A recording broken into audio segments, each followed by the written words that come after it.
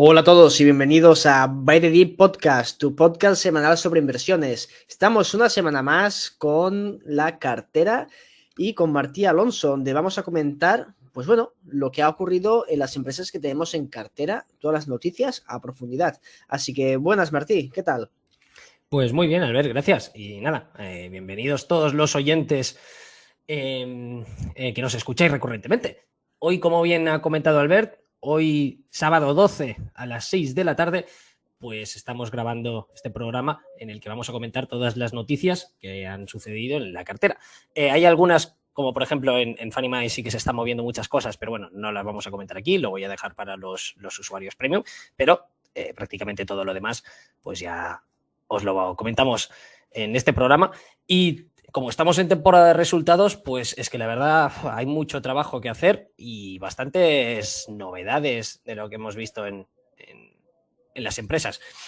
Seguramente el próximo mes también va a ser movidito y vayamos a ver más resultados de empresas, así que sin más dilación, empezamos.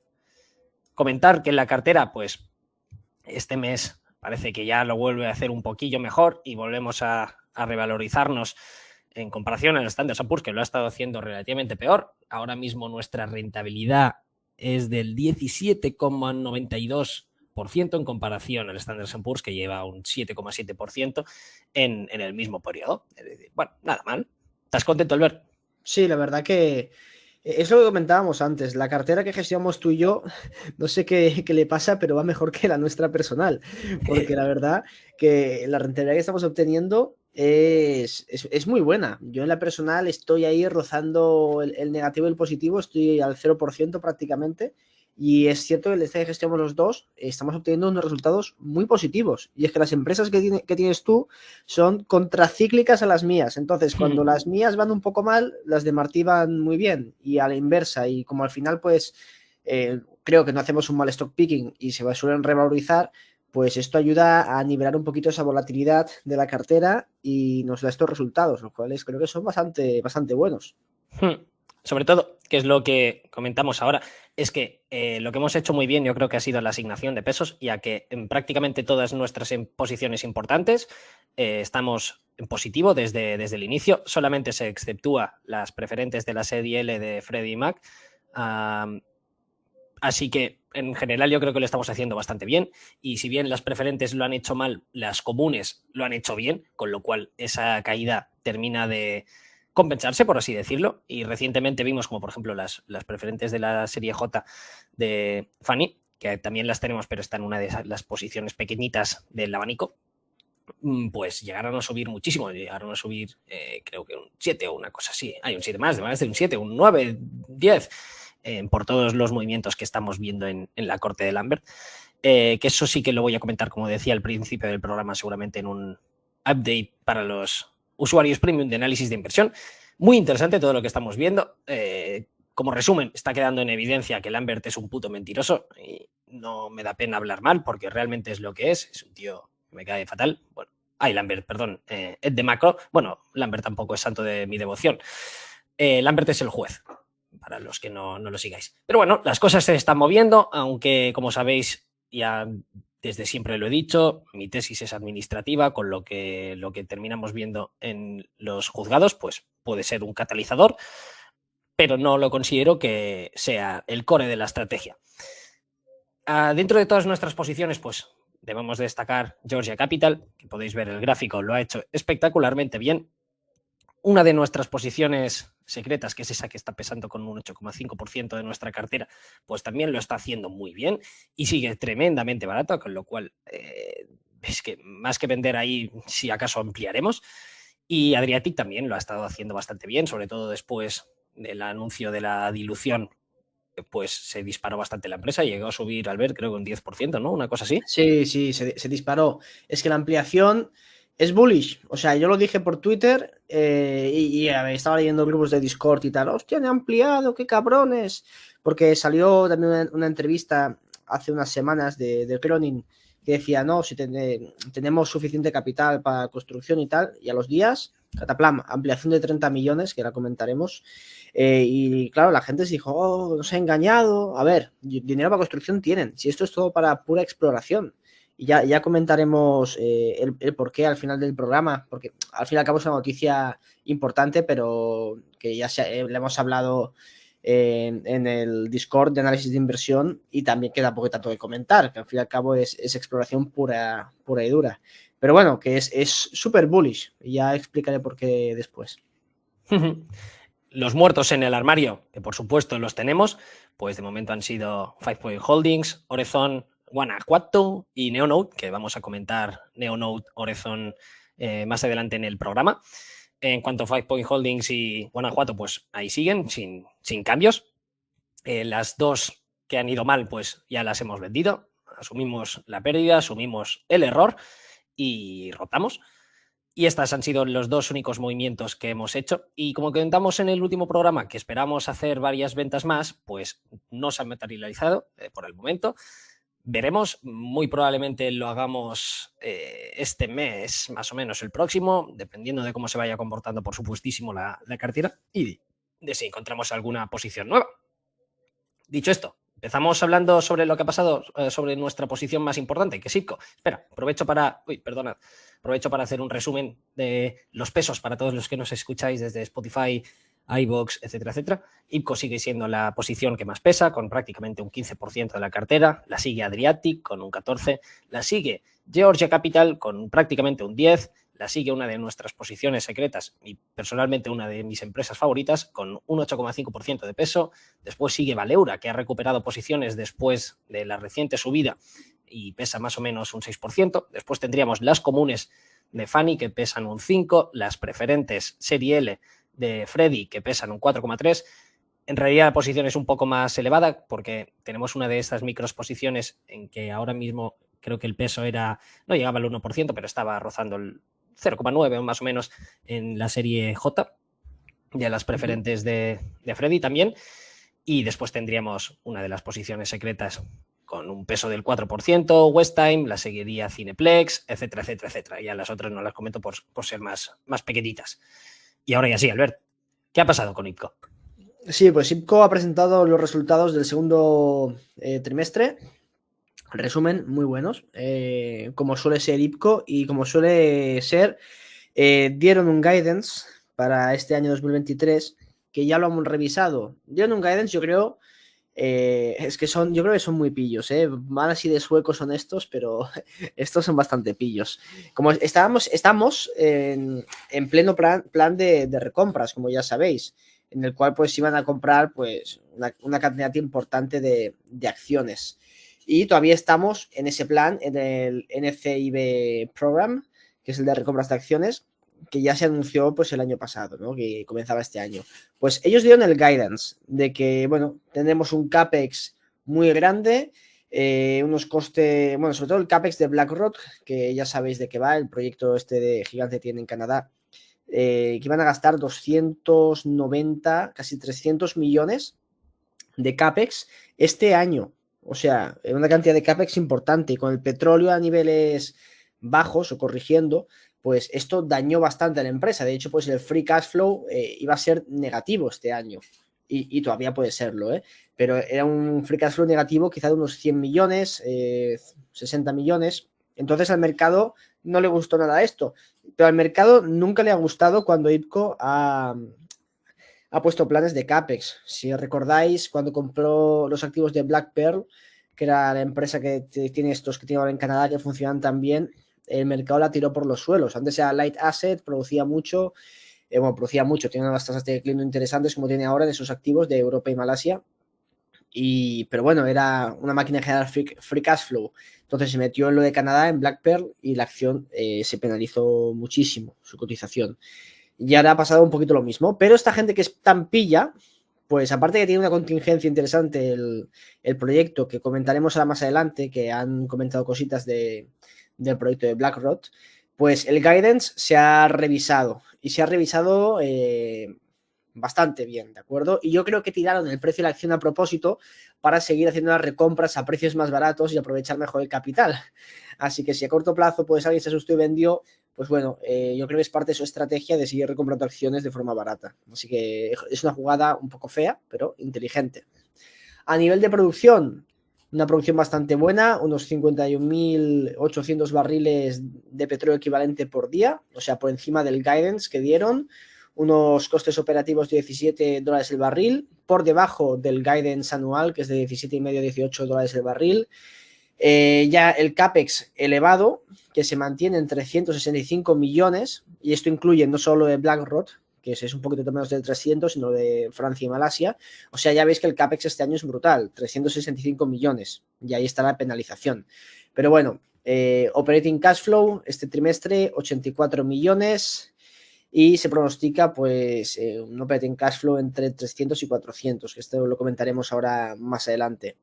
De caja neta tienen 64 millones, pero de total de caja tienen 374 millones de dólares.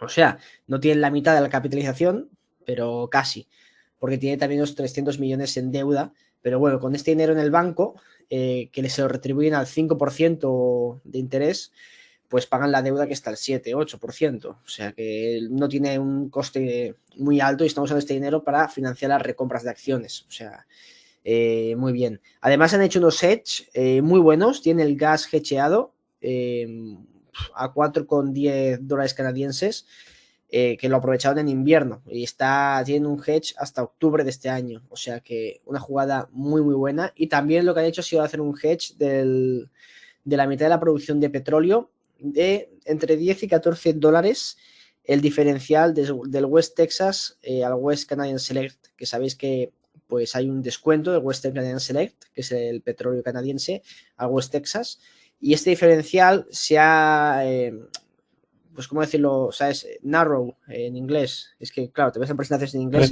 se ha estrechado entre los dos petróleos, entonces han hedgeado este diferencial, entonces eso es muy bueno, y eso lo han hecho para la mitad de la producción del petróleo canadiense. Y además, también han hecho han cubierto divisa del 65% del proyecto de BlackRock, de dólares canadienses y estadounidenses, lo cual tendremos pues menos volatilidad. Y bueno, siguen con las recompras, el 75% de las recompras ya se ha realizado, y este año yo creo que no habrá más recompras, pero bueno, que esto lo van a llevar a cabo hasta final de año, y quizá después, el año que viene, sí que es posible que veamos, ya lo vamos a ver más adelante. A nivel de free cash flow, pues hemos tenido la mitad de año unos 33 millones de free cash flow, muy poquito, pero aquí lo importante es que si veis la imagen, y si no os lo comento, es el cambio de guidance. Con el baremo esto lo que daban en el Capital Market Day a principios de año. Con el petróleo a 100 esperaban un free cash flow después de BlackRock, después del CAPEX, obviamente, de 105 millones de dólares. Lo cual dirías, vale, está bien, pero es con el petróleo a 100. Y con el petróleo a 75 se esperaba un free cash flow negativo de 145 millones de dólares. Entonces el mercado, con el petróleo bajando, dijo, hostia, aquí tenemos un problema, vamos a tener un free cash flow negativo este año importante. Pero ya han cambiado el guidance, ya nos dicen que con 75 dólares el barril, el free cash flow negativo sería solo de 65 millones de dólares. O sea, ya recortamos esta negatividad, y con el petróleo a 90 pues tendríamos un cash flow positivo. Entonces sí que es cierto que el potencial de un free cash flow positivo se ha reducido porque el petróleo no ha estado a 100 dólares. Entonces tendríamos que a partir de ahora tener el petróleo de media a 90 dólares para tener un free cash flow neutro al final de año, lo cual no estaría nada mal después de gastar todo ese CAPEX, ¿no? Y la parte negativa son solo 65 millones de dólares y tenemos 400 millones en caja, o el petróleo 75, que ahora mismo está a 85, así que seguramente yo creo que el petróleo va a hacer bastante bien y quizás sí que lo vemos en 90 dólares unos meses, seguramente caemos el año con un free cash flow neutro, lo cual es muy bueno y son muy buenos resultados para IPCO después de este plan brutal de CAPEX. Además de que la empresa, una vez hecho este plan de CAPEX, está cotizando 1.200 millones de dólares en market cap. En los próximos 5 años, con el petróleo a 75 dólares, ellos ya estiman que te van a generar 700 millones. Con el petróleo a 95, 1.400 que se compra en la empresa. O sea, está a unos niveles de valoración bastante razonables, ¿de acuerdo? Y después ya, una vez dedicado la inversión a BlackRock, ellos estiman que los próximos 10 años el free cash flow con el petróleo a 75 dólares va a ser de 2.600 millones, que es el doble de la capitalización que tiene ahora. Entonces están unos niveles de evaluación importantes y BlackRock pues va a contribuir de forma muy positiva a la empresa. Y el proyecto, por si no lo conocíais o no os acordáis, es este que os pongo a continuación, que comienza a desarrollarse pues este año, se empezó en febrero de este año y el primer petróleo se espera a finales de 2026, principios de 2027. O sea, es un proyecto de 4 años de inversión. El CAPEX total son 850 millones de dólares. O sea, es un CAPEX muy importante, pero ya podéis ver que la empresa se autofinancia con todo esto. De reservas, 2P pues tiene más de 200 millones de barriles y en total 1.000 millones de barriles en resources. O sea, es una pasada, es gigantesco y se espera que ya para, como digo, 2027 produzca unos 30.000 barriles de petróleo diarios en la primera fase y esto se va a seguir expandiendo. Como digo, es un proyecto muy, muy grande. Además, pensemos que este año ha sido el complicado, ¿de acuerdo? Para IPCO en cuanto a inversión y lo ha surfeado bastante bien. Pensad que ahora mismo pues ya ha dedicado unos 285 millones de dólares bueno, este año va a dedicar 285 millones de dólares para BlackRock de 850, de los cuales hay una contingencia importante del más del 20%, quedan 110 millones de dólares, del cual todavía queda disponible esta contingencia 85, el 85%. Entonces, en términos reales, porque además ya han firmado contratos para el 65% de los materiales de construcción de este proyecto, por lo tanto no se va a disparar y va a entrar dentro de lo que ellos piensan que puede caer los precios. Seguramente no sean 850 millones de dólares, sea un poquito menos, pongamos 800, con casi 300 ya que han destinado. Nos queda bastante poquito, nos quedan solo 500 millones de dólares y 3 años más. Por lo tanto, el CAPEX de los siguientes años yo creo que no van a ser estos 300 millones, sino rondarán los 200 millones y los 150 millones de CAPEX. Por lo tanto, el año que viene ya tendremos un free cash flow positivo si los precios del petróleo pues, se mantienen en el entorno de $80, pues a lo mejor ya tendremos pues unos 100 millones de free cash flow anuales para dedicar a recompras y otro tipo de quehaceres de la compañía. Y es que ya sabéis que esta empresa pues quiere repartir dinero a sus accionistas y de hecho todo tiene un plan para devolver el dinero al accionista, pero claro, ahora hay que pagar el CAPEX y si el petróleo no está por encima de $90, pues ellos no van a hacer más recompras.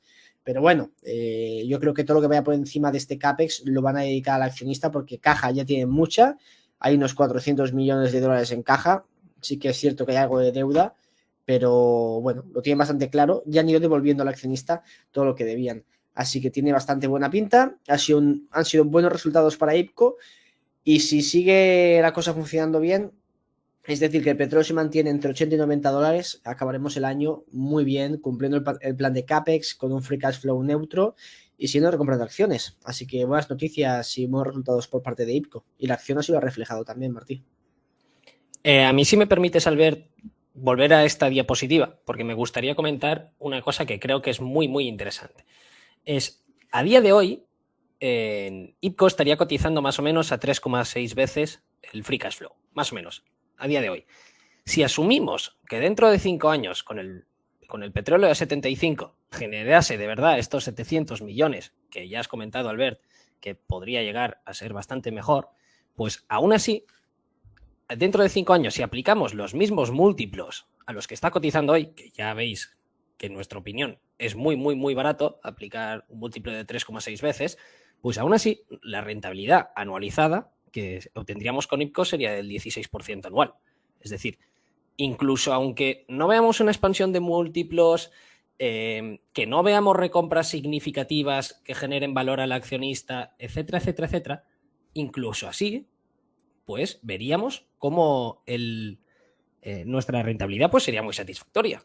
O sea, lo mínimo que podríamos esperar de IPCO, obviamente si el petróleo se desploma, pues a tomar por culo todo, pero si más o menos el petróleo se mantiene que a estos precios, por lo que hemos comentado ya varias veces en este programa, pues creemos que sería un escenario muy conservador pensar que el petróleo se mantiene en 75, pues En estos casos, aún así, la rentabilidad que obtendríamos con IPCO sería el 16% anual, lo cual está muy bien, con el potencial de si hacen recompras inteligentes, como lo que has dicho, diciendo, bueno, a ver si damos un guidance más o menos malillo, entre comillas, y podemos recomprar más o menos baratillo.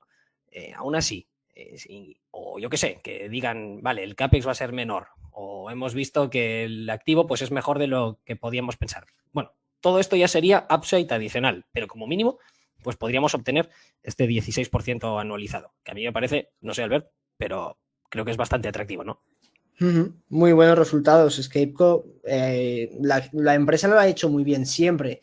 La acción no tanto porque depende del precio del petróleo y hemos pasado momentos muy malos por el precio del petróleo, pero si entendemos un poquito del sector o creemos que entendemos, yo apostaría que el petróleo de media $75 es fácilmente asumible. No es un escenario alto y no es un escenario que incentive demasiado la inversión en el sector. Entonces, aún así, puede dar unos buenos resultados. Y dicho esto, que sabéis que yo odio a IPCO y seguiré odiándola. También me ha parecido interesante leer, si me permites hacer otro inciso, es que cuando compraron Black Pearl, pues la acción llegó a caer más o menos en el mismo año, pues un 40 y pico por ciento. Después, obviamente, vino el COVID y la acción llegó a caer casi un 80%, o sea, más o menos un 80%, o sea, llegó a caer muy significativamente. Es decir, ¿con IPCO podríamos ver volatilidad? Pues por supuestísimo, pero al menos tanto Albert como yo pues tenemos paciencia y creo que hemos sabido demostrar que las caídas no tienen por qué asustarnos. Algunas sí, pero si confiamos en el futuro de la empresa, pues no tienen por qué asustarnos. Yo creo que dentro de 5 años, pues en general, hablando de IPCO y toda la cartera, pues lo vamos a hacer bien, pero por supuesto podríamos llegar a tener un periodo bastante malo. Esperemos que no ocurra así, que las cosas sigan como están yendo actualmente y haciendo un buen trabajo. Veremos qué es lo que sucede finalmente. Y paso a hablar de Cineplex, Albert, si te parece, que es una Sí, empresa que a sí. mí me gusta mucho. Ya lo sabéis, soy cinéfilo a muerte, declarado, y oye, si puedo ganar dinero invirtiendo en una empresa de cines, pues mejor que mejor. Y lo que hemos visto, que es lo que comentaba en el anterior, en el programa que hicimos especializado en el sector de cines, comentábamos que la nueva pipeline de películas que había, pues iban a llenar los cines. Y es que así ha sido. No sé, Albert, si tú has ido a ver Oppenheimer. No, yo he ido a ver Barbie. Lo sabía, ¿eh? Pues bueno, cualquiera de vosotros que hayáis ido a ver Oppenheimer, espero, y Barbie, bueno, si vais a un cine de Cineplex os lo compro y si no, no, pues vais a ver, yo al menos en mi ciudad, en Gerona, pues en mi vida había visto el cine tan lleno, en mi vida. También es cierto porque, claro, aquí en Girona había más o menos 3 cines así importantes. Luego hay un cuarto que se llama El Trufo, pero es de películas viejas y esas cosas y no es muy masivo. Pero estaba los Ocines, que son los que quedan, el Albéniz y después en el centro comercial, que se llama el Spice Gironès, pues hay otro. Y el Albéniz cerró. Y la mayoría de personas que no van no van a ir ya más al Albéniz, pues se han pasado a los cines. Así que también por ese factor, pues estaba mucho más lleno de lo normal. Pero os prometo que yo no he visto una cola tan salvaje en mi vida en el cine. O sea, pero nunca. Y además todos iban, sí, de rosa, voy a ver a Barbie. O sea, yo creo que tiene muchísimo mérito todo lo que ha estado logrando la industria del cine y vemos cómo los resultados terminan por reflejarse. En los gráficos que podéis ver aquí en la pantalla, pues podéis ver el box office en 2019, en el año 2022 y lo que se espera del año 2023. Y la línea así amarillenta que veis es lo que se ha logrado dentro de las expectativas y vemos cómo en 2019 pues se llegó a poco más de 10 billones más o menos. En 2022 ya fue bastante más malo y bajó a los 7,5. No pongo 2020 ni 2021 por todo el efecto de la pandemia, porque claro, el box office era desastroso. Los cines cerrados, así que no tiene mucho sentido compararlo. Pero vemos cómo desde 2022, que sería la línea azul, a la línea roja, que sería lo que estamos viendo este 2023, pues la mejoría es muy, muy, muy notable. Y prácticamente igual a la de 2019, que si recordáis, en 2019 fue cuando fue Endgame, que fue un auténtico bombazo y también los cines todos llenos. También había una de Star Wars, si no recuerdo mal. O sea que realmente estando compitiendo con un año muy bueno, pues lo estamos haciendo muy, muy, muy, muy bien. Y es cierto que seguro que lo habréis seguido todos, que ahora hay una huelga de actores y que si nos pagan poco y esas cosas, pues eso podría tener cierto efecto, por supuestísimo, si se retrasan ciertas películas, si ciertas producciones pues ven aumentos de costes, pues van a haber menos inversión para futuras producciones, etcétera, etcétera. Eso sí que podría pasar, por supuesto, pero debemos de tener presente que este tipo de huelgas no es la primera vez que ocurren. Es cierto que hace bastante que no ocurre una así, esa magnitud, pero no es algo nada raro y Cineplex ya ha navegado estos periodos con éxito anteriormente y yo creo que podría hacerlo perfectamente también. Además, si lo pensáis bien, lo que termina impactando más al cine no es el número de películas, sino que haya pocas películas buenas de verdad. Es decir, en 2022, 2021 y 2020, lo que falló, entre comillas, aparte de lo que los cines estaban cerrados, es que no había un Oppenheimer, no había una Barbie, algo que llenase los cines masivamente. Es cierto que se hicieron algunas películas que fueron muy exitosas, como por ejemplo la de Mario Bros o alguna así, pero en general había poco volumen de esas películas. Lo que pasa es que todo eso fue a raíz de la pandemia, porque se retrasaron las producciones porque los cines iban a estar cerrados. Si tú sabes que tu producción va a ser un bombazo en los cines, si tienes que pagar, las que van a sufrir más son las que van a decir, bueno, nuestros márgenes van a ser más o menos pequeños, pero si tú ya estimas que tus márgenes sean bastante elevados, no cancelas la producción. No sé si me estoy explicando bien, Albert. ¿Se entiende? Sí, yo creo que sí lo voy pillando, ¿eh? Por Bueno, cierto, dime. ¿tú has ido a ver Oppenheimer? Por Entonces, supuesto, ¿me la recomiendas? Yo no la he visto, ¿eh? por supuesto que sí. Me gustó Vale, mucho. vale. Me gustó mucho. Además, hay un vídeo en internet que, bueno, hay un momento en que se explota la bomba atómica. Bueno, es igual. No voy a hacer spoilers de nada. Miradla. Y os la recomiendo. A mí al menos me gustó mucho. No va a ser tu película favorita, seguramente, pero muy, muy entretenida. Dura 3 horillas que se te pasan volando. Actores extremadamente buenos. El guión me pareció espectacular. La banda sonora también. O sea, me pareció buenísima. Nada, muy bien. Críticas muy buenas. Desde mi humilde opinión, a mí al menos yo la disfruté muchísimo. Y es la película de la Segunda Guerra Mundial que más ha recaudado en taquilla, superando a películas como Salvar al Soldado Ryan. Así que, muy bien. A mí me gustó muchísimo. Bueno, continuando. Y debemos de tener presente que en 2019, por ejemplo, vimos Endgame. Vimos una película que se basa en una de las sagas más vendidas de la historia, que sería la de los Vengadores. En 2023, Oppenheimer y Barbie no forman parte de ningún tipo de saga, es decir, no tenían un público fiel que ya la seguía. Bueno, vale, sí, que es Christopher Nolan y todo lo que tú quieras, pero nadie podía decir, vale, es como, yo qué sé, Misión Imposible, que podías decir, bueno, es que lo va a hacer bien porque es que quien ha visto todas las películas va a ver esta sí o sí. Aquí no. Con lo cual yo creo que es algo muy, muy, muy positivo. Y lo mejor es que yo creo que la saga de películas buenas va a continuar en el próximo trimestre y en 2024. Se va a estrenar la película de Napoleón, que por cierto el tráiler me encantó, aunque me cabreó ciertas cosas, lo que sale ahí en Austerlitz. Tiene buena pinta, tiene buena Sí, pinta. sí, sí, sí. Y además, Ridley Scott es buenísimo haciendo ese tipo de películas. Así que yo confío bastante. Pero bueno, a nivel histórico me cabré bastante con lo que vi en el tráiler, pero a nivel como espectador de entretenimiento, etcétera, etcétera, me pareció maravilloso. Dune 2 yo creo que va a ser muy, muy, muy buena también.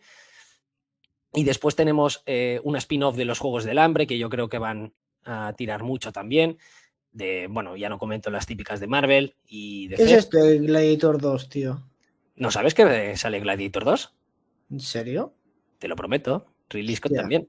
Gladiator 2. miedo me da, ¿eh? Yo confío, yo confío. Hostia. Elijo creer, elijo creer. Yo creo que va a ir bien. Y claro, la otra cosa es que en 2024 la pipeline sigue siendo muy buena. Tenemos el spin-off del Rey León, más Marvel, Misión Imposible, Gladiator 2, El Planeta de los Simios, que también se hace una nueva saga, el spin-off del Señor de los Anillos, que no sé por qué en la imagen esta de Cinemark no sale, pero se va a hacer no sé si se ha atrasado o una cosa así, que ya podría ser. Pero bueno, es decir, que se vienen películas que, joder, yo estas vacaciones también voy a ir bastante al cine, ¿eh? En noviembre, o sea, Dune la tengo que ver sí o sí en el cine, Napoleón 3/4 de lo mismo, de hecho incluso más. No creo que vea más, pero aún así, o sea, he pasado de no ir en bastante tiempo al cine, en un año, pues querer ir muy a menudo. Y creo que no voy a ser el único. Y si nos fijamos en la recaudación, en Estados Unidos y en Canadá, vemos como Barbie ha tenido una fuerza brutal y ha sido solo superada por Star Wars y Los Vengadores, que ambas son sagas de pesos pesados, ¿eh? O sea, uf, yo creo que tiene muchísimo mérito lo que se está logrando ahora mismo en los cines, y la película puede ser mejor o peor, que yo no la he visto, pero me parece que seguro que es malísima. Pero bueno. No es A tan nivel mala, de... ¿eh? Yo la he visto, no iba en broma. Ah, no iba en broma. No iba en broma, fui a verla con la Churri, con mi novia, que insistió. Claro. Ya. No fui yo, ¿eh? No. No, está bien, o sea, me esperaba, la verdad que me esperaba ver una película así chorra y bodrio, y a ver, no la volveré a ver, Por supuesto.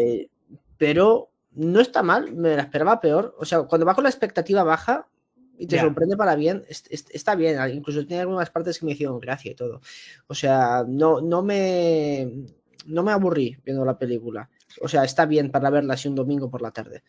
Pues si a ti, entre comillas, te ha gustado, no, estoy seguro que la puede ver todo el mundo, así que ya se entiende un poco más por qué ha triunfado tanto. Bueno, en cualquier caso, que bien, que pinta bien la pipeline que tenemos. ¿Y cómo han sido los resultados de Cineplex? Bueno, empezamos que si se realiza la conversión de los convertibles que tienen, pues la deuda sería más o menos de 580 millones, se estiman, para finales de año, en comparación a los 563 que yo estimaba. Es decir, bueno, más o menos está en el mismo rango, aunque como estos 563 millones es que los van a superar casi seguro, porque este trimestre se han quitado 26 millones de deuda, más o menos. Si siguen así un par de trimestres más, pues se van a superar mis expectativas. En cuanto a las ventas, se nota que los cines se han llenado, también se nota el apalancamiento que tienen ese tipo de negocios, las ventas han subido prácticamente un 21% y el EBITDA ha subido prácticamente un 70%. El free cash flow y el net income han subido muchísimo más, porque pasa de apenas generar a tener pues números ya bastante significativos. Y en mis estimaciones de valoración, pues estoy asumiendo que en los próximos trimestres van a caer el EBITDA un 17%. Es decir, yo creo siendo bastante conservador, teniendo en cuenta la pipeline que se viene. Mantienen el guidance del CAPEX, que va a ser de 60 millones para este año, y comentan que están en camino de reintroducir los dividendos, claro, porque si se realiza la conversión, pues van a quitar un montón de deuda, y a partir de ahí, pues si tienen que volver a pagar dividendos, comentan que lo harán. Yo personalmente no soy fan de esta opción, yo preferiría que siguiesen reduciendo deuda, o que se pusieran a comprar algunos cines a niveles baratos, cosa que tampoco creo que lo hagan, porque al final están más centrados en Canadá, ya tienen una cuota de mercado del 75%, si no recuerdo mal, con lo cual, bueno, o que lo dediquen más a los negocios arcade que tienen, pero bueno, reintroducir el dividendo pues sería una señal de confianza en la salud financiera de la empresa, y estoy seguro que también muchos inversores pues volverían a entrar en Cineplex. Creen que cotizan con un 25% de descuento respecto a los múltiplos a los que han estado cotizando históricamente. Concuerdo totalmente. Los múltiplos creo que no tienen ningún tipo de sentido en comparación a lo que hemos visto históricamente y en comparación a lo que creo que debería cotizar Cineplex. Recordemos que al final es un monopolio. Tiene una cuota de mercado del 75%. O sea, es el premium que ha tenido históricamente, yo creo que se lo sigue mereciendo. De hecho, incluso más, porque ahora se ha demostrado que los negocios arcade están creciendo a muy buen ritmo y que son rentables. Con lo cual, bueno, además, los resultados que ha presentado, es cierto que, por ejemplo, no son tan buenos como los de Cinemark, que siempre tiene un margen bastante superior. El de Cinemark, si no recuerdo mal, era del 24%, y en Cineplex es bastante inferior, pero aún así, yo creo que están yendo bien y que los negocios están tirando. Y tal y como dice el CEO, we are back in business and our results show just that. Estoy totalmente de acuerdo con eso. A nivel de cómo está el precio, pues muy barata. O sea, yo estoy contando que se hace una conversión total de los bonos y contando la nueva dilución, pues estaría más o menos a un 40% de los múltiplos históricos visto desde una perspectiva del EBITDA, que normalmente ha estado del casi 13 veces y ahora estaría cotizando un Enterprise Value EBITDA de tan solo 7,6 veces. Y además, recordemos que tenemos la opción que Cineworld les debe 1,24 billones cuando está cotizando a menos de 600 millones. Con lo cual,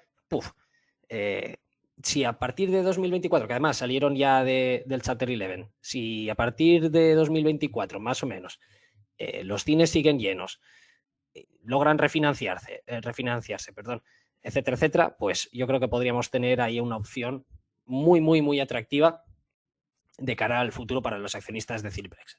En resumen, espero en mi valoración que los 2 próximos trimestres sean malos, aunque no tendría por qué ser así. Es decir, creo que cualquier sorpresa debería ser positiva, a no ser que me haya equivocado muchísimo, por supuesto.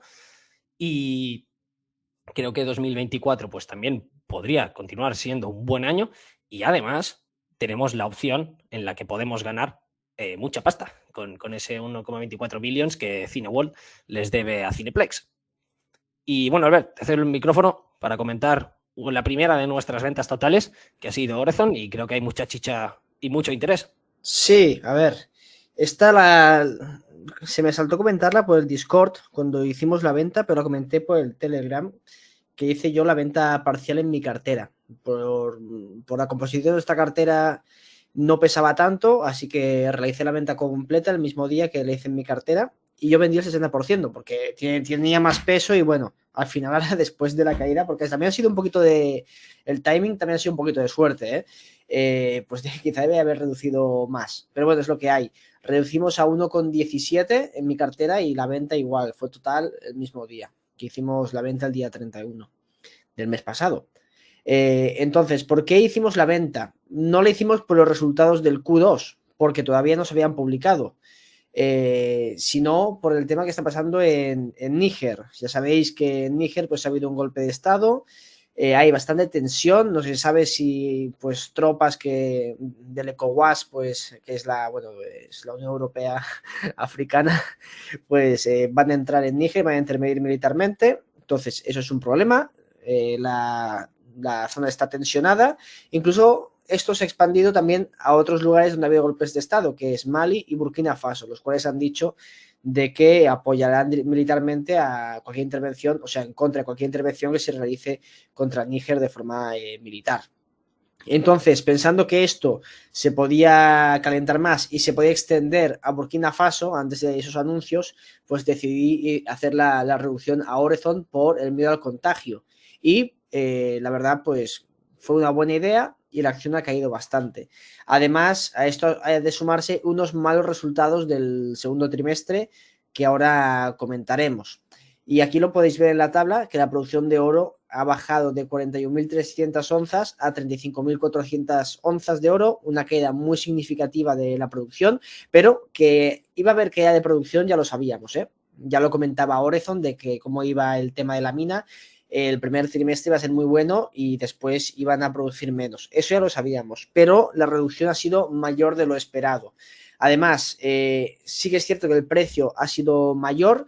El precio realizado del trimestre anterior fueron 1.892 y el de este trimestre 1.970, lo cual ha sido negativo y porque se han aplicado unas royalties más altas que van relacionadas con el precio del oro. Además, el cash cost por onza ha subido de 799 a 924 y el All-in Sustainable Cost, los costes totales por onza, de $926 a 1.109, o sea, casi $200 de subida de costes, algo muy negativo y ha perjudicado bastante a la empresa. A nivel de ingresos, de revenue, pasamos de 81 millones a 66 millones y al final nos quedamos con unos beneficios. Bueno, si nos vamos a ver el operating cash flow, pasa de 38 millones a 20, o sea, un 50% menos de operating cash flow por la subida de costes, la bajada en producción, etcétera, que ha impactado bastante. Y no ha sido muy positivo. A nivel de free cash flow, pues pasamos de 31 millones a 8 millones. O sea, ha sido un trimestre negativo. Sí, sí. Entonces, a ver, también se están realizando ahora unas inversiones para conectar el... Es que le afectó mucho también la subida del diésel, que ha habido problemas con el diésel ahí de suministro, y la electricidad la tienen diésel, porque no se han podido conectar a la red eléctrica. Le falló un contratista y tuvieron que usar los motores de diésel, como ya comentamos, pero bueno, está en proceso y va avanzando de conectarse a la red eléctrica de Burkina, lo cual ya comentaban que iba a bajar los costes $100 la onza aproximadamente, y eso es muy positivo. Entonces, ¿por qué esto? Y otros datos interesantes. Porque son datos mixtos. Yo creo que la empresa va a sufrir ahora en la cotización con lo de las tensiones que hay allí y por estos malos resultados, pero bueno, también hay cosas positivas. Como digo, la compañía pues ahora pronostica que la producción de oro para 2023 va a estar en el extremo inferior del rango que dio a principios de año. Punto negativo. Además, en las partes que se están explotando, pues se ha encontrado un agotamiento de reservas por la minería artesanal. Entonces, esas zonas que había alta concentración han sido minadas artesanalmente y se han minado históricamente más de lo esperado, lo cual pues ha reducido el grade, la ley del oro que ha entrado en el 1000. Esto, la parte positiva, es que a medida que vayan profundizando más en el terreno, pues los trabajos artesanales disminuyen. Entonces, esto se va a solucionar en esa forma, porque ahora están raspando a la superficie todavía. Después, como digo, los costes, pues All Sustainable Cost se sitúan en la parte superior del guidance que dieron, otro punto negativo. Eso es gracioso. Los gastos generales y administrativos del sitio también aumentaron modestamente debido al aumento planificado del gasto en mejoras de seguridad del sitio, incluidos refuerzos adicionales de guardias altamente capacitados y una mayor frecuencia de patrullas alrededor de la mina, o sea, de patrullas armadas. Tenía que contratar más mercenarios para proteger la mina por, como digo, el aumento de tensiones en la zona y también, pues bueno, si hubiese una guerra allí sería problemático porque también esto facilitaría que los grupos yihadistas tuviesen más poder. Y eso ha sido el principal motivo de la reducción de esta posición. Después, vamos a lo positivo. La compañía optó por ampliar el tamaño del circuito a 10,1 millones de toneladas por año porque cree que los recientes éxitos en perforación han demostrado que la mina de Bombore es capaz de soportar una operación anual más grande. O sea, van a aumentar la capacidad de producción, lo cual es muy bueno y va a hacer que ganemos mucha más pasta, ¿no? El depósito de Bombore permanece abierto a nuevas extensiones y posibles nuevos descubrimientos de futuras perforaciones. La compañía sigue en camino a publicar los resultados del estudio para finales del tercer trimestre de 2023. Tendremos un nuevo resource y un nuevo plan de explotación de la mina y yo creo que es un proyecto muy bueno que va a generar mucha pasta. Una vez se solucione esto, pues bueno, podemos tener esta oportunidad. Entonces, ¿cuál es nuestra estrategia? Hemos reducido para protegernos de las tensiones que hay allí. No, nos la hemos quitado totalmente.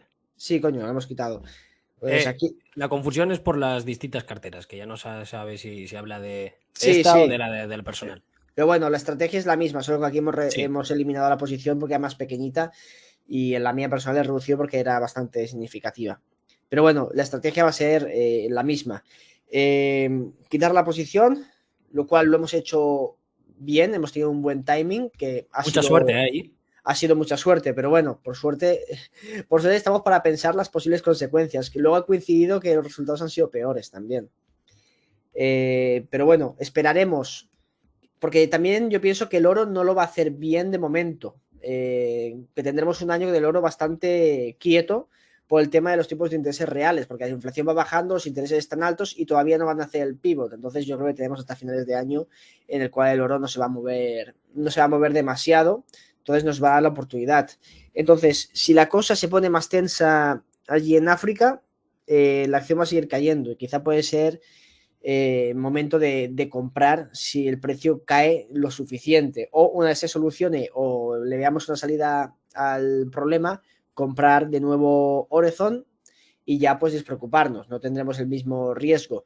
Además, esperemos que esto ocurra pues a finales de año y me gustaría hacerlo antes de que publiquen el nuevo plan de la mina, porque creo que va a ser muy positivo y la gente pues tampoco lo está valorando mucho. Pero bueno, de momento tomamos esta posición, ya ha bajado de $1. Si bajase 80 céntimos por decir algo, pues yo volvería a entrar y recompraría la posición de nuevo. Pero bueno, En veremos total, qué tal. desde los máximos que vimos en mayo, ha caído prácticamente un 40%. Es decir, la caída ha sido bastante durilla, por así decirlo. Y Sí, sí, ha sido desde que la fuerte. vendimos nosotros ha caído un 17% prácticamente, con lo cual de una buena nos hemos librado, por suerte. Yo suerte que la persona la compré a 55 centavos. Entonces, Ya. por lo menos, no te duele tanto, ¿no? Cuando cae, pero sí que duele igual. Pero bueno, esa va a ser la estrategia con Orezon. Así que de momento la dejamos ahí y también con Global Atomic, que no la tenemos en cartera, pero y también la ha petado bastante. Está en el foco de la atención, ¿no? Sí, Pero bueno, lo comentaremos más adelante, a ver cómo todo evoluciona la esto situación. se podría resumir This is África, es decir, no apto para cardíacos. Y vamos con Vale, Neonote, Martí. vamos con la otra piedra en el zapato, que es Neonode, que esto sí ha sido una cagada de manual.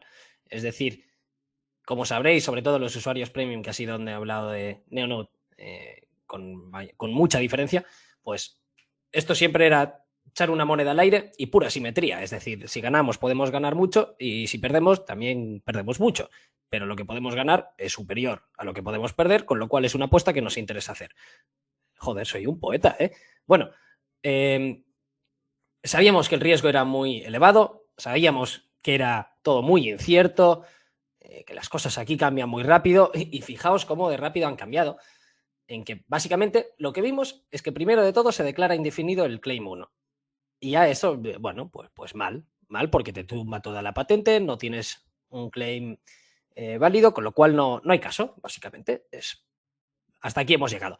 Después parecía que tan solo, bueno, parecía no, se decía que tan solo era una parte del Claim 1 y lo pronunció el mismo Albright, con lo cual dices, bueno, yo lo que interpreté es decir, esto no mata el argumento del glide, es decir, es tan solo una parte, con lo cual lo del glide, que es lo que está relacionado con la 879, pues yo creía que seguía vivo. Hasta que Albright se pronunció y dijo, no, todos los claims son inválidos con lo con la indefinición de uno de los claims del claim 1. Es un poco lioso. Pero bueno, básicamente, eso lo que dice es, no tienes caso. Y la 879, pues hasta aquí ha llegado. Muchísimas gracias. ¿Y qué es lo que podemos esperar de cara a un futuro? Pues yo, sinceramente, nada, en mi opinión. Se ha iniciado el appeal, aún tenemos la 993 que está en appeal, pero en el proceso IPR, no en el Markman. ¿Y qué es lo que podríamos esperar de la 879, que al final es la importante? ¿Se podría triunfar en un appeal? En mi opinión, que por supuesto no soy abogado de patentes ni nada, pero en mi opinión y por lo que he llegado a investigar, pues va a ser muy difícil, porque no veo cómo, con qué argumento se podría llegar a vencer en un appeal. No hay nada nuevo, creo que todo ha sido expuesto y me parece que Albright ha sido bastante sentencioso en ese caso con la orden. Con lo cual, además que también es raro que, que un appeal llegue a triunfar. Normalmente las posibilidades de éxito no son muy elevadas. Con lo cual, yo lo veo complicado. Queda, por supuesto, ver si la 993 sobrevive, pero es que la que era la importante era la 879, porque en el caso de ganar la IPR en el 993, primero tendríamos que enfrentarnos de nuevo al Markman, que va a ser la parte importante, y luego seguirían a haber otros timeframes importantes. Pero claro, como se demostró que no había nexos con el license deal, ¿cómo se estiman los daños? ¿Cómo se demuestra la infracción? No se aplicaría el treble damage. Eso sería lo mismo que invertir en Neonode cuando tenía un market cap de 60 millones más o menos con la posibilidad de ganar muchísimo porque el treble damage yo creo que era muy muy obvio. Pues aquí con un market cap de 30 millones, que es lo que está cotizando ahora Neonode, pues no me parece que sea tan obvio, porque a lo mejor los daños pues te terminan dando 5 millones, que con un market cap de 30 millones y con un negocio que no vale nada, porque no ya lleva muchos años en las que se promete, pero no se termina de lograr nada, es decir, el negocio yo lo valoro a cero, si no se valora negativo, porque no para de cagar caja, con lo cual a estos precios no me parece nada atractivo, me parece que la incertidumbre ya no compensa, el potencial ya no compensa la incertidumbre ni el precio pagado, con lo cual yo creo que, vista las cosas como un inversor, ya no me parece una apuesta inteligente, en mi opinión. ¿Que luego el EPIL puede triunfar? Sí. ¿Que luego la 993 se puede ganar un pastón? De poder se puede. ¿Que luego Neonode se va al cielo y pasa de estar, yo qué sé, a un market cap de 30 millones a 200? Pues podría, ¿por qué no? Pero yo creo que como inversor mi posición debe ser riesgo-recompensa. ¿Que puede salir bien? Por supuestísimo, pero creo que el riesgo actualmente a estos precios no lo compensa. Si pasa de un market cap a 30 millones a 1 millón o lo que sea, pues oye, a lo mejor sí. Aunque yo creo que ni en esas volvería a entrar en Neonode. Y esa es mi opinión. Me sabe muy mal porque sé que era de las empresas más seguidas de la comunidad, que bueno, y al final ha ido mal. Que eso, de hecho, ya lo sabéis los que sois más cercanos a mí, que siempre me ha jodido un poco que Neonode fuera la conocida, por así decirlo, porque el riesgo yo siempre lo he visto muy, muy, muy elevado. Inicialmente no, en el primer análisis no, en el primer análisis lo veía todo muy claro, pero claro, tal y como ha ido cambiando la historia y tal y como ha ido realizando los updates, como podéis ver los usuarios de análisis de inversión premium, pues yo creo que, ya sabéis que al final ofrecemos un servicio de formación y yo creo que ahí vais a poder ver y entender el por qué yo estaba cambiando un poco de opinión con Neonode. Y eso, que sinceramente creo que aquí hemos sido muchos los que hemos perdido. Yo personalmente he perdido y creo que seremos muchos. Así que nada, que me sabe mal si a alguien le ha terminado impactando negativamente. Pero bueno, como sabéis, análisis de inversión al final es un servicio de formación educacional y yo creo que ahí pues ha quedado claro más o menos cómo se ha ido cambiando mi opinión con el tiempo y sobre todo el por qué. Y Sí, dicho esto, y repito, esto, Martí, digo que hay que comentarlo porque al ser una empresa que petó bastante y tuvo mucho comentario, mucho interés, incluso en análisis de inversión, que esto Martí lo ha ido actualizando al día, o sea, con información fresca, que no es que hace 6 meses pues Martí dijese algo y ahora pues ha ocurrido todo de repente, sino que esto se ha ido actualizando y está todo publicado, que lo podéis leer si estáis en ADI. bueno, he ido actualizando las partes que a mí me parecían importantes. Sí, sí, relevantes. Claro, o sea, por ejemplo, desde que se terminó el IPR hasta el Markman no comenté nada, ni hice ningún update, ni comenté nada por el Discord Premium, ni nada de nada. Más que nada porque es que no me parecía relevante, pero ya había dicho desde siempre que al final que la siguiente milla importante era el Markman. Y en el Markman pues nos golpearon en la cara y parece ser que ha salido mal. Veremos cómo termina todo, ¿eh? Por supuesto, que ya he dicho que aquí las cosas son impredecibles y más para nosotros que no somos abogados de patentes, pero en mi opinión como inversor ya no termina de ser atractivo el nivel de riesgo-recompensa. Y dicho eso, yo creo que podemos ya pasar a la siguiente, Alberto. ¿Crees Sí, sí, que hay algo? Vale. Bueno, pasemos a la siguiente. y si tenéis cualquier pregunta en Neonode, pues ya sabéis, comentarios y os respondo o por Twitter o por donde queráis. Que algunos ya lo habéis hecho y miro, a veces respondo tarde, pido disculpas, pero siempre termino respondiendo. Sí, sí lo veo, claro. Y bueno, recordaros que si os gusta nuestro contenido, pues podéis suscribiros de manera gratuita en portfoliodeinversión.com para hacer el tracker de vuestro portfolio tal y como nosotros estamos haciendo en este programa.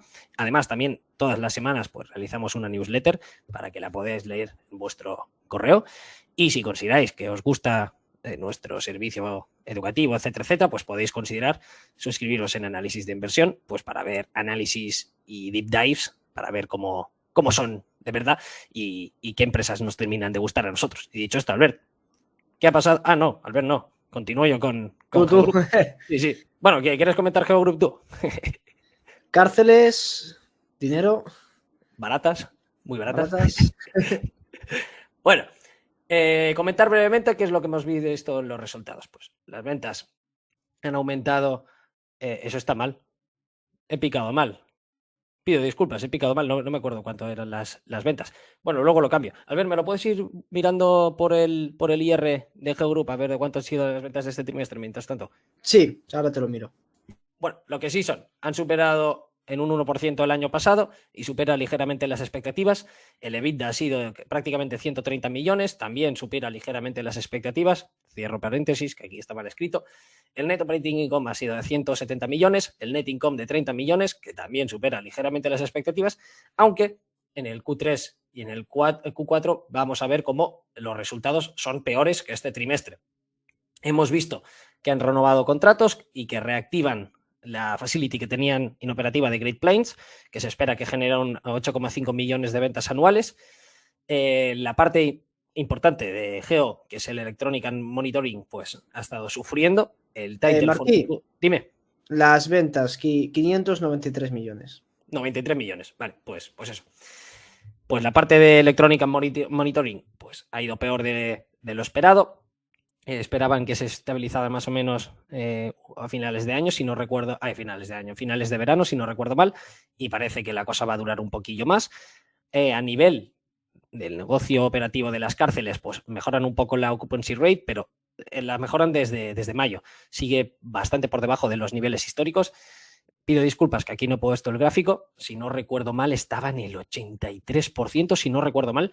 Aún así, bueno, entráis en el IR y ya lo vais a poder ver en la presentación de los resultados. Esperan que la deuda neta sea de 1,91 billions para finales de año, aunque podrían ser bastante mejor, ya que en este trimestre también tienen activos held for sale y tal y como hemos visto en el pasado, pues los han vendido normalmente a precios bastante superiores al valor contable y la deuda neta pues está bastante cerca de lo que estaba esperando yo en mis estimaciones. Esperan que durante los próximos 2 años reduzcan 175 millones por año, lo cual es muy beneficioso. Y en este trimestre se han quitado más o menos unos 60 millones. Me olvido de ponerlo, creo. Si no recuerdo mal, eran 58, lo cual es un poco menos que en el primer trimestre, pero bueno, sigue siendo un buen ritmo de reducción de deuda. Y al final, como más reduzcan la deuda, pues más aumenta el NAP, más se reduce los costes por intereses, que como sabéis tienen más de la mitad de la deuda tipo variable y la deuda tipo fijo pues también tiene un coste muy, muy elevado. Cada dólar que se quitan de deuda al final es menos interest expense y mayor free cash flow, con lo cual muy positivo. Y nada, pues planean seguir haciendo con lo mismo, reducir deuda todo lo que se pueda. Esperamos que sea lo más rápido posible. Y han reducido el guidance debido a los menores contratos en la parte del Electronic and Monitoring, aunque esperan que no vaya peor la cosa.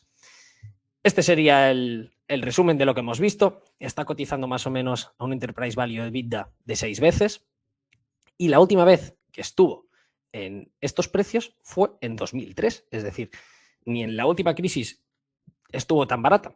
Y contando que se generan los 490 millones de EBITDA, que ya han comentado que también es una parte que se podría considerar bastante conservadora.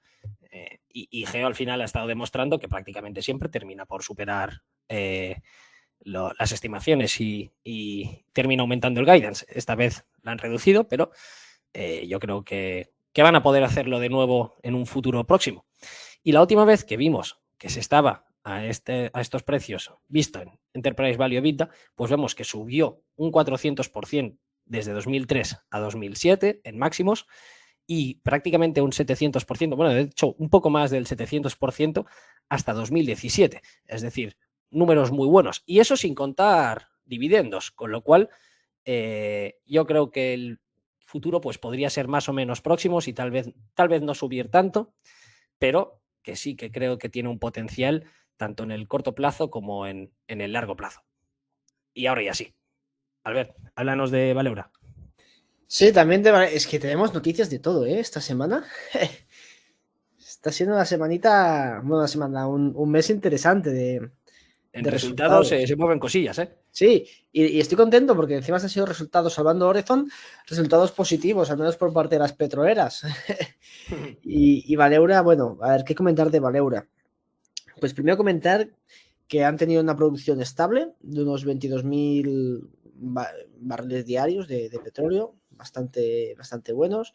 El precio ha sido de media unos $80, 80,4 estos meses.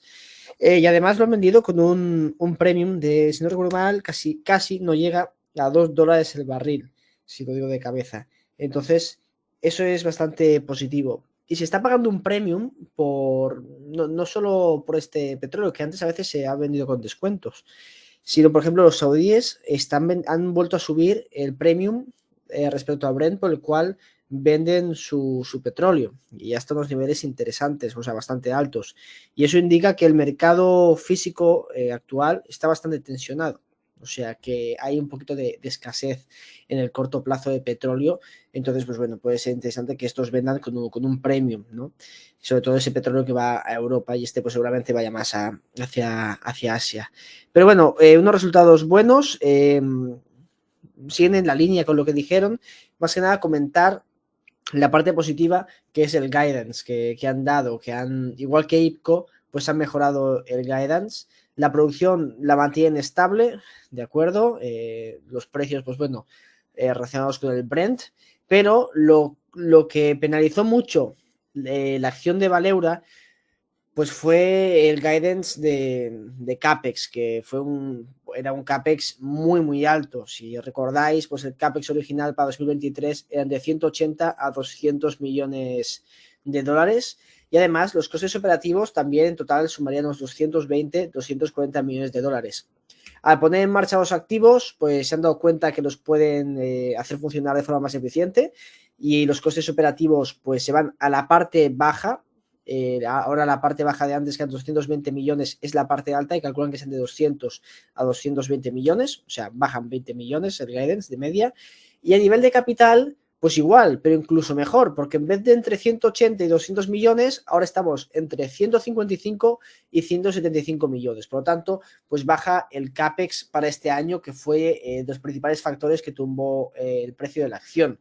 Así que si el petróleo acompaña, Valeura lo va a seguir haciendo muy bien, y con esta reducción de CAPEX, pues bueno, son todo buenas y muy buenas noticias. Lo más importante que tiene Valeura ahora mismo es volver a poner Wassana, la puesta a punto, que tuvieron que interrumpir la producción, y eso hay que hacerle el seguimiento. Y además, la fusión de las dos compañías va a meter las tax losses de forma correcta el año que viene. Pero bueno, buenas noticias para Valeura, está muy barata, y bueno, seguimos en la línea. Después, otra empresa a comentar, Abra Silver. Esta empresa no deja de hacer buenos descubrimientos en Diablitos, allí en Argentina. Y es que ahora ha descubierto una nueva mineralización fuera de la Jack Zone, que como hace tiempo que no comentamos mucho Abra Silver. Y es que, bueno, tiene el pit de oculto, que sería el principal, ¿no?, el proyecto de Diablillos, pero además tiene la Jack Zone, que es la que se ha descubierto fuera del cuerpo principal, la cual pues ha dado muy buenos resultados. Los mejores resultados en cuanto a mineralización se encuentran en la Jack Zone, y además ahora a 900 metros de este límite han descubierto pues mucha más plata. O sea, imaginaos 12 metros a casi 1 kilo de plata por tonelada. O sea, muy buenos resultados por parte de Abra Silver, que sigue cumpliendo, y además tiene buenas noticias en el horizonte. Todavía siguen con esta fase 3 del drilling, van a hacer un update del resource a finales de octubre, y además, pues bueno, tienen que actualizar, pues yo creo que todo este plan de minado, y prevén un pre-feasibility con este nuevo update en diciembre. Entonces, la compañía va cumpliendo, va haciendo las cosas bien. Lo que sí es cierto que va muy lento, y todavía no veo el plan de construcción. No sé si es que buscan, supongo que los adquieran, pero leches, que hay que ponerse las botas con esto. No podemos solo seguir explorando. Está muy bien hacer crecer el resource, pero para aflorar valor al accionista hay que hacer más cosas. Pero bueno, los resultados de forma general son positivos. Así que dicho esto, vamos con la siguiente empresa, Howard. Vamos a hablar de Howard Hughes, que por cierto, estuve en el podcast Hablemos de Inversiones con que los presentadores son Krevix y Carlos Santiso, y estuve comentando ahí un poco también Howard Hughes. Y nada, para hacer un breve resumen sobre la empresa, que también he hablado varias ocasiones aquí, es una empresa que tenemos desde siempre en la cartera, en que es de nuestras posiciones que compramos y mantenemos. Y si bien nunca comentaba prácticamente los resultados, es porque es una tesis a muy largo plazo. Pero en esta ocasión sí que me parece relativamente interesante comentarlos, simplemente por cómo está la situación del real estate. Ya sabéis que todo lo que sea oficina, real estate, pues está en boca de todos que es un desastre, así que vayamos a comentar un poquillo Howard Hughes y vamos a ver qué es lo que ha hecho este trimestre y por qué creemos que es una buena opción. En general, básicamente, Howard Hughes es una empresa que se dedica a poseer Master Plan Communities, que son ciudades. Ya no digo mini ciudades, sino ciudades. Y tiene en el estado de Nevada, en Las Vegas tiene Summerlin, en Arizona tiene Teravalis, bueno, que es una parte de la nueva Master Plan Communities que han comprado. En Maryland tienen Columbia, aunque ya está prácticamente hecha. En Texas tienen Bridgeland, tienen The Woodland Hills y The Woodlands. Y en Hawái tienen, bueno, no es una Master Plan Community en el sentido que es extensa, sino es extensa para arriba, porque producen, fabrican y construyen y poseen condominios. Y nada, el activo se llama Ward Village. Y vayamos a ver lo atractivo que tiene las MPCs en las que está Howard Hughes. Ya he comentado muchas veces el círculo virtuoso que tienen las ciudades. Como más gente tengas, más activos comerciales requieren. Como más activos comerciales tenga una ciudad, al final es más atractivo también para el propio ciudadano, con lo cual tienes más ciudadanos y así aumentando el círculo virtuoso. Y para el que posee la tierra, además, lo que hace Howard Hughes es que posee un montón, decenas de miles de acres. Él es quien controla la oferta y la demanda. La demanda al final, si haces bien la cosa también, terminas por controlarla. Con lo cual, tú generas un círculo virtuoso en que genera muchísimo valor. Y además está en unas zonas muy atractivas. La de Teravalis pues está en la zona de Phoenix, en que vemos como el precio por square footage es muy, muy, muy bajo si lo comparamos con otras zonas como podrían ser Boston, Los Ángeles, Washington, etc. Y también lo vemos en Las Vegas y en Houston. El salario para comprar una casa pues es mucho más menor que el de otras ciudades importantes como podrían ser Washington, Boston, Los Ángeles, San Francisco, etc. El coste de vivir ahí es mucho más bajo y los impuestos son mucho más bajos, es decir, son zonas en las que terminan atrayendo población de otros estados que huyen, por ejemplo, de California, en que es un caos comunista, en mi opinión. Así todas esas personas pues se van a otros estados, si suelen ser estados demócratas, pues se van, por ejemplo, a Colorado, o si no, se van a las zonas que están también por la zona, como podrían ser Las Vegas, que está muy cerquita, Phoenix, que también está cerquita, y ya si quieren mudarse a otro sitio, pues suelen ir a Texas o suelen ir a Florida. En Florida, Howard Hughes no tiene activos, pero bueno, también podríamos tener en cartera St. Joe, aunque considero que Howard Hughes es un poco mejor que St. Joe. No tanto porque esté mucho más barata, sino más que nada por seguridad del negocio. Y nada, pues básicamente Howard Hughes posee un modelo de negocio muy atractiva en zonas que yo creo que son muy atractivas. También tiene el activo de Seaport en Nueva York, pero claro, eso es otra cosa muy distinta. Y en Wellard Village sí que es cierto que ahí no es tan barato vivir, pero como es una isla, al final, si tú naces ahí, pues lo tienes mucho más difícil pues para mudarte que si vives en California, que al final escoges el coche y te cambias a otro estado. Ahí no, ahí es mucho más difícil largarse.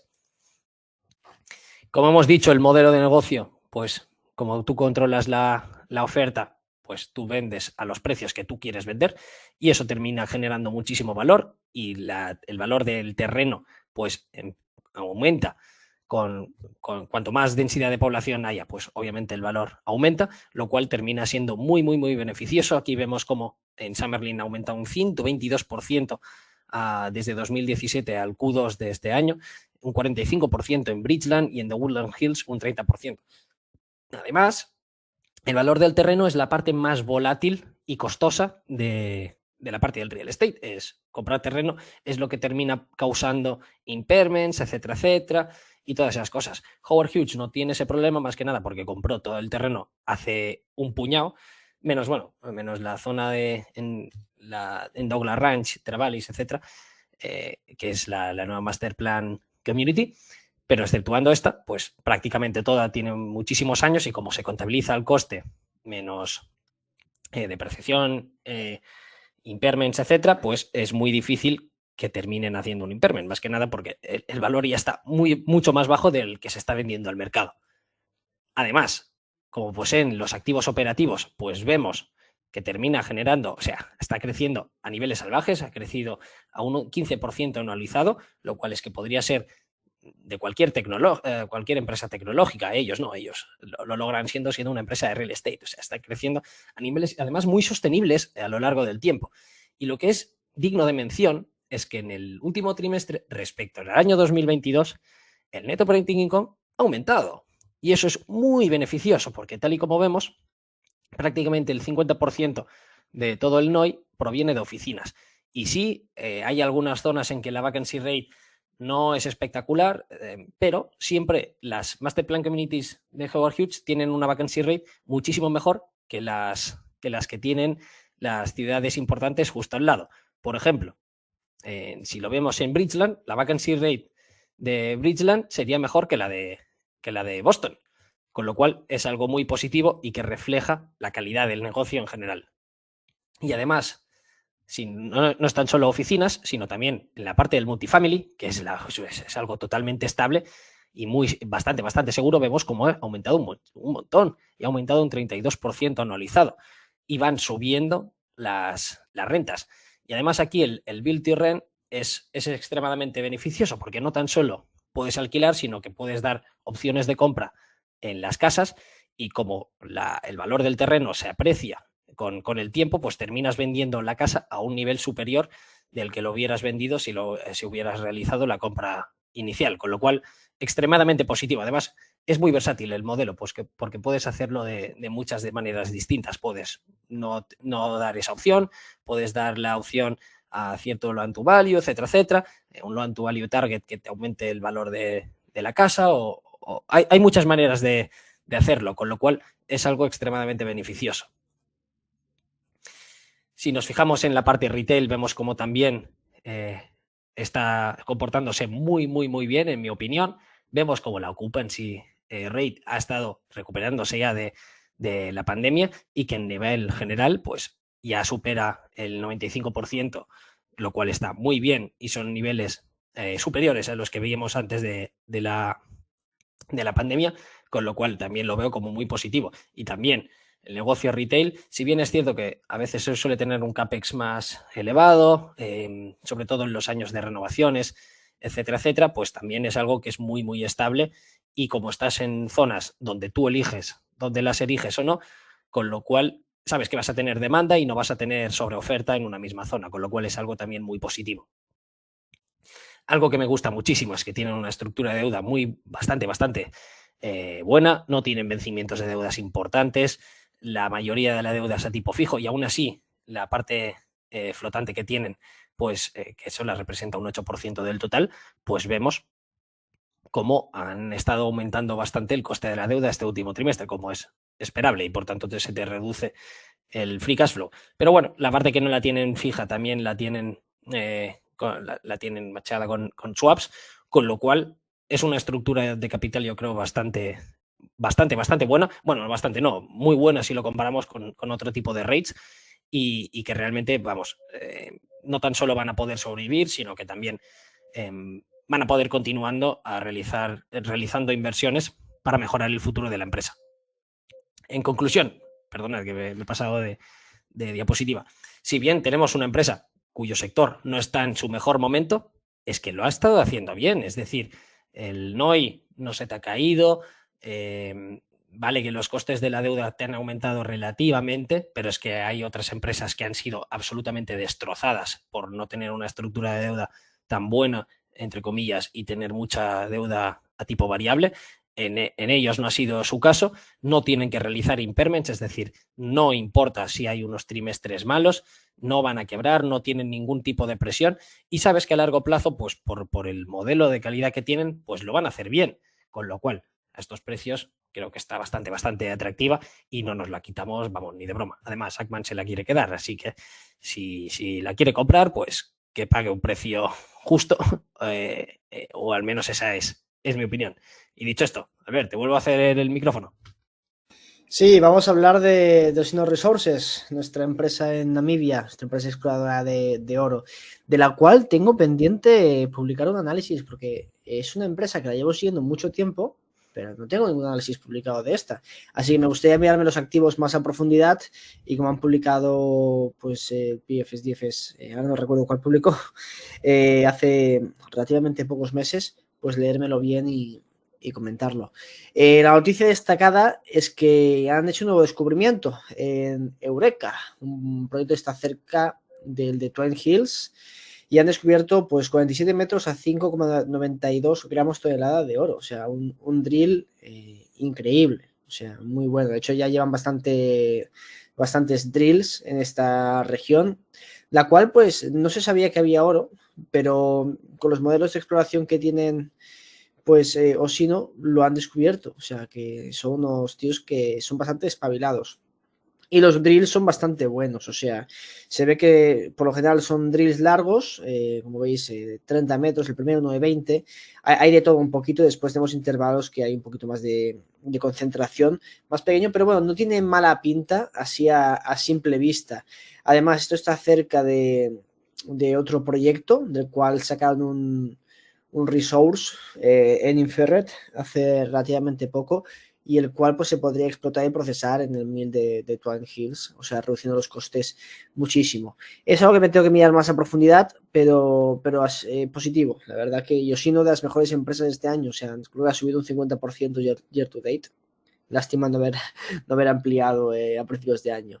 Pero bueno, aquí podéis ver el proyecto que está arriba del todo, es el de Eureka, y abajo el que tiene el resource, como digo, es Ondundu, que es otro proyecto de oro que tienen allí, casi 1 millón de onzas a 1 gramo tonelada, de cogerlo y meterlo también ahí en Twin Hills, procesarlo en Twin Hills, lo cual se asumiría gran parte de los costes de construcción del mill, por lo tanto es bastante positivo, ¿no? Entonces, bueno, van dando buenos resultados, la empresa sigue avanzando, ya comentamos que los resultados del Pre-Feasibility creo que fue, ahora no sé si fue el Feasibility o el Pre-Feasibility, perdón, pero comentamos los resultados en el resumen anterior y no me parecieron espectaculares, me los tengo que mirar más a profundidad, a ver qué pueden hacer para optimizar todo esto. Y bueno, por eso me gustaría hacer análisis de Osino. Pero bueno, van cumpliendo, la empresa lo ha hecho muy bien a nivel de cotización, como digo, no sé si ha subido ya un 50% este año, así que contento. Y ya para rematar, otras noticias interesantes, Lion One pues ha hecho un drill muy bueno, 6,6 metros, poquito, 80 gramos tonelada de oro, o sea, una locura. Esto sí en el Load 5, que se estipula, puede ser que de la parte de la zona 500 que está debajo de todos los lodos, que se van separando y los tienen un poquito estratificados, pues quizás sube por esta parte y la alta concentración puede ir hacia este lodo, el cual va a ser de los primeros también en explotar. Por lo tanto, este nuevo descubrimiento, pues bueno, es bastante prometedor. Un buen drill. Después Adriatic Metals, recordad que hizo la ampliación de capital, 32 millones de dólares, todo dedicado a exploración, o sea, no va directamente a la construcción del proyecto, el cual en teoría en un par de meses, ¿no? 3 meses, entra en producción en noviembre. Así que veremos qué tal va el ramp up. La acción sí que está haciendo ramp up, está subiendo muchísimo. ¿Y por qué han tenido que hacer la ampliación ahora? Y muchos dirían, hostia, ¿y por qué no se endeuda? ¿No sale más a cuenta endeudarse? Pues no sé qué decir. Con los tipos de interés tal y como están, quizá la empresa debería endeudarse al 10-12%. Me parece algo bastante caro. Yo no me endeudaría. Además es más lento que hacer directamente Y más riesgoso. una O sea, ampliación de capital. y luego no tan solo tienes el apalancamiento operativo, sino también el financiero. Si Hmm. las cosas van mal, ojo. Claro, y es más rápido hacer la ampliación de capital que tener que hablar con los bancos. Esto lo hace en un momento y ya tienen el dinero.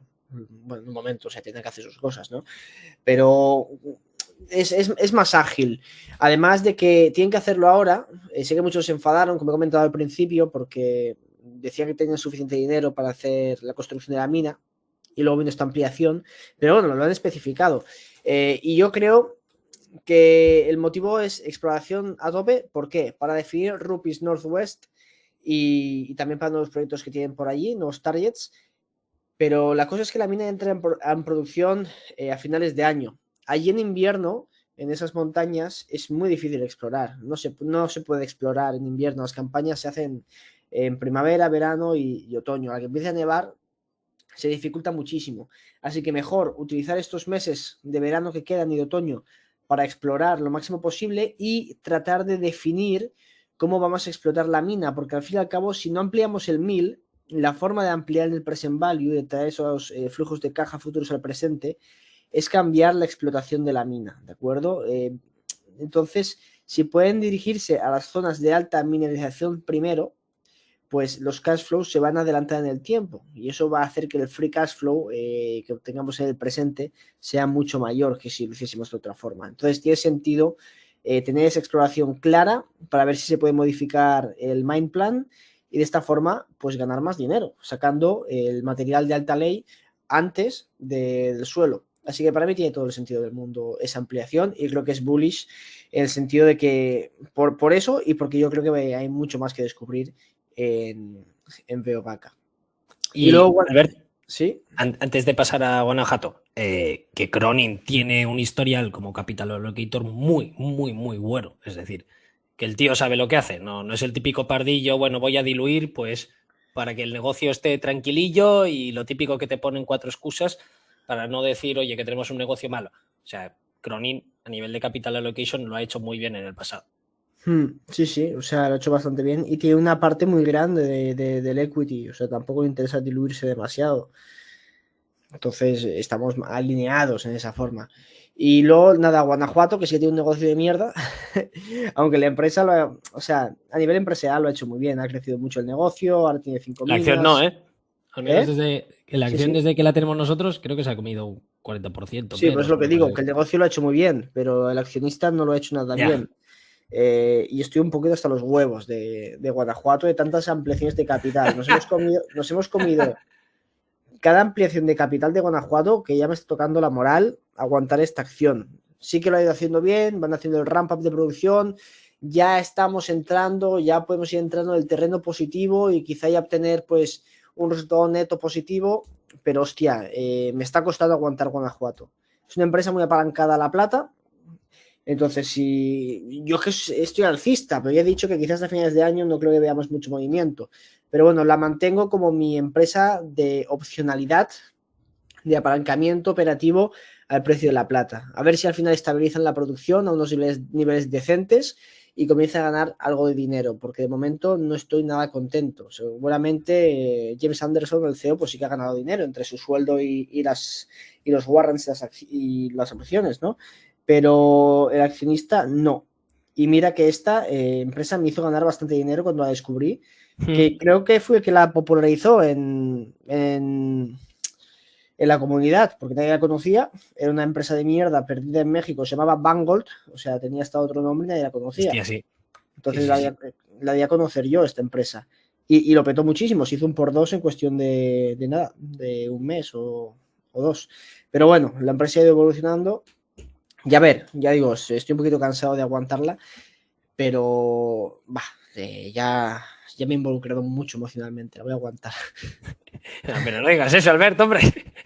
No, a ver, es mi apuesta apalancada. Yo creo que la plata puede hacerlo bien y el oro también. Entonces, si la plata vuelve a subir a unos niveles decentes, la empresa puede volar. Pero Y no a estoy ver, contento con la gestión. dicho esto, o sea, a nivel de pesos es bajillo. Ahora mismo Sí, está pesando un 1,5. Y por ejemplo, Adriatic no tiene punto de comparación, que es el 14. Ahí se ve dónde está nuestra confianza, ¿no? Al menos sí, totalmente. Adriatic no me decepciona. ni a ti ni a nadie. Y Cronin We Trust. Albert, hace la publi y nos despides como siempre. Pues sí, ha sido un programa largo hoy, ¿eh? Hemos tenido bastantes cosas a comentar, sinceramente. Sí, para ser cartera Y normalmente suelen durar un poquillo menos. a nivel de lo publicado en análisis, yo publiqué la actualización de Adriatic, como comenté, y tú también has publicado alguna cosilla.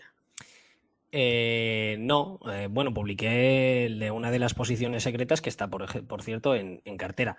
Lo que sí ahora estoy metido, ya lo sabéis, a full con con Brookfield, que va a ser un análisis, es que jodidamente largo, dudo que nadie se lo lea, la verdad es que creo que soy tonto, pero bueno. Tienes que hacer un resumen de 2 páginas y luego para los frikis como tú el resto, tío. Sí, pero es que estoy hablando literalmente de un libro, ¿eh? O sea, yo creo que el análisis final, final, es que puede ser más de 400 páginas, pero de manera tranquila, ¿eh? Bueno, veremos, miraré a ver si lo puedo hacer un poco más corto, pero estoy hablando de un súper análisis, que creo que va a quedar muy, muy, muy, muy bien. Sí, sí, a ver, yo tengo hype. O sea, no te miento, no me lo voy a leer todo, No, pero no, lo voy a ojear. vas a hacer el scroll y a bajar con el dedo hasta que llegues abajo, cabrón. Que ya te conozco. Y me lo voy a currar para nada, hombre. Hostia, no, pero tiene buena pinta. Yo porque no tengo tampoco Brookfield en cartera.